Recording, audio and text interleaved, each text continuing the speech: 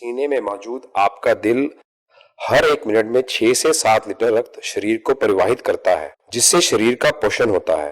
दिल को रक्त 3 धमनियों से मिलता है ताकि वो बलिष्ठ रहकर लगातार सही कार्य कर सके। इन धमनियों में रुकावट आने से दिल का दौरा पड़ सकता है। इसके मुख्य कारण है उच्च रक्तचाप, मधुमेह, उच्च रक्त वसा, मोटापा, कम शारीरिक श्रम, धूम्रपान, असंतुलित खान पान। धमनियों में रुकावट पैदा होने पर शुरुआत में कोई तकलीफ नहीं होती, परंतु यह रुकावट जब 70% से बढ़ जाने पर कुछ लक्षण सामने आते हैं। छाती में दर्द, सांस का उखड़ना, कार्यक्षमता का घटना, इन्हें नजरअंदाज करने पर दिल का दौरा पड़ सकता है। ये संकेत उभरने पर डॉक्टरी परामर्श जरूरी है। आपको दिल का विस्तृत अवलोकन जैसे ईसीजी, इको, ट्रेडमिल और खून का पुनर्जांच करवाने की सलाह दी जा सकती है। जांच के आधार पर धमनियों की एंजियोग्राफी करवाई जा सकती है। आपकी एंजियोग्राफी के बाद दिल का डॉक्टर आपको स्वास्थ्य लाभ के लिए दिनचर्या में बदलाव की सलाह दे सकते हैं, जैसे कि धूम्रपान छोड़ना, स्वास्थ्यवर्धक खानपान, नियमित व्यायाम, चिंता का छोड़ना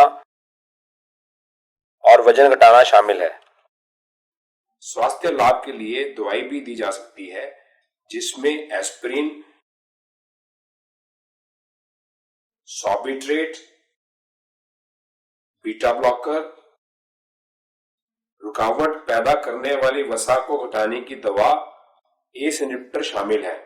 लेकिन रुकावट के सख्त होने की सूरत में दिल के रक्त प्रवाह को सुधारने और पुनः निर्मित करने के लिए आपको अन्य साधनों जैसे कि एंजियोप्लास्टी या स्टेंटिंग या कोरोनरी धमनी बाईपास ग्राफ्टिंग की सलाह दी जा सकती है, सामान्यतः जिसे बाईपास ऑपरेशन कहते हैं। एंजियोग्राफी और स्टेंटिंग कैथ लैब में बेहोश करने वाली औषधि के प्रवाह में की जाती है। एक सुई के इस्तेमाल से फेमोरल धमनी से प्रवेश करवाकर दिल तक पहुंचा जाता है।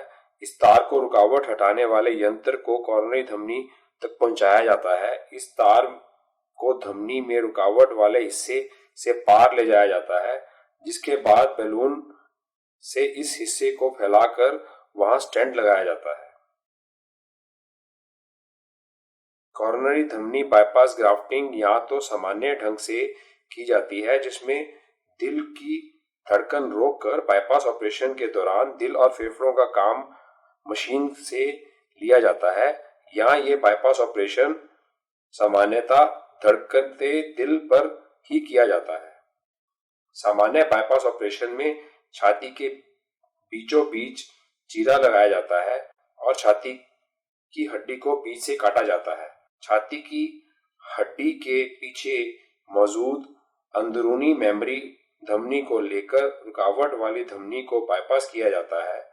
लात में अलग से चीरा लगाकर एक नाड़ी ली जाती है और बाएं बाजू की रेडियल नाड़ी का भी रुकावट वाली धमनी को बाईपास करने के लिए इस्तेमाल हो सकता है। सामान्य बाईपास साधते हुए सर्जन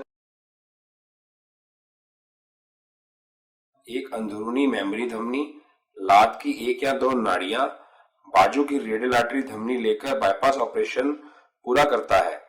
इस तरह शरीर में 2 या 3 चीरे देने पड़ सकते हैं, जो कि पूरी तरह इस बात पर निर्भर करता है कि कितनी धमनियों में रुकावट है।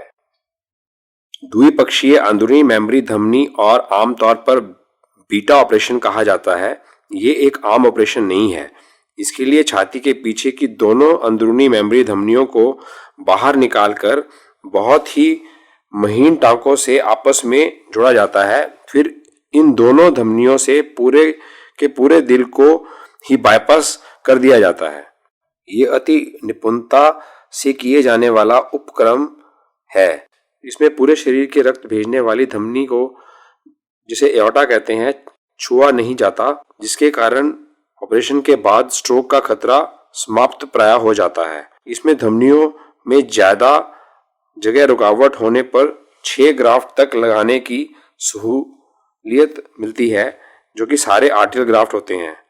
टांग व बाजू पर कोई चीरा नहीं लगाया जाता। कुल मिलाकर ये एक बेहतर ऑपरेशन है जिसमें अतिशीघ्र स्वास्थ्य लाभ और लंबा और स्वस्थ जीवन मिलता है।